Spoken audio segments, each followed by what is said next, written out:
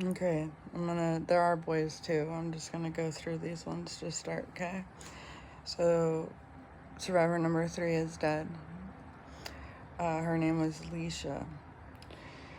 Leisha was over 18. Leisha is dead. I'm gonna go ahead and say her name now because Leisha's dead and there's no threat to her anymore. I had been getting calls from Leisha. Leisha was in a bind and I was trying to figure out what the hell was going on.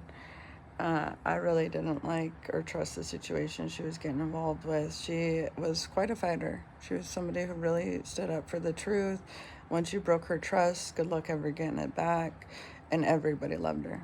Okay? Everybody across the board loved her. She was like one of those people you really wished you had for a friend.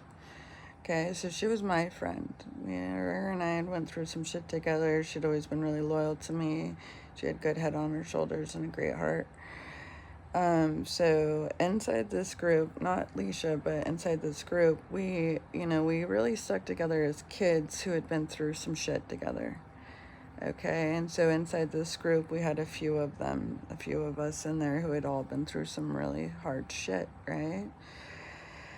And where we'd been exploited. So she was one, too, had been exploited. And so she was trying to counter that, and I saw what happened to her. I saw how it changed her, and I realized now, like, so many of you watched me grow up. You saw the scar tissue start to develop around my heart, right? And so you saw the ways I changed and how I was adapting in order to continue to survive, right? So, Leisha called me.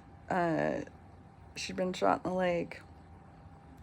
Leisha was calling me. She's telling me she's not all right. She's going in through these screaming matches. She's in another state. And I'm like, okay, Leisha, you need to come home. I told you not to leave there. I don't feel good about this. Everybody's trying to get her home. But Leisha, they say, shot herself in the head. And I said, no, she didn't. Leisha was trying to get home. And if she did, you were driving her to do it because I was getting those phone calls.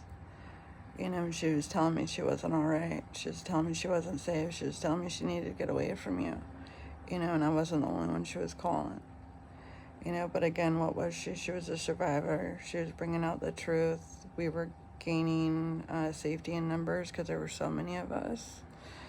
And I was collecting witnesses or other testimonies of these children too, who are now adult survivors, okay?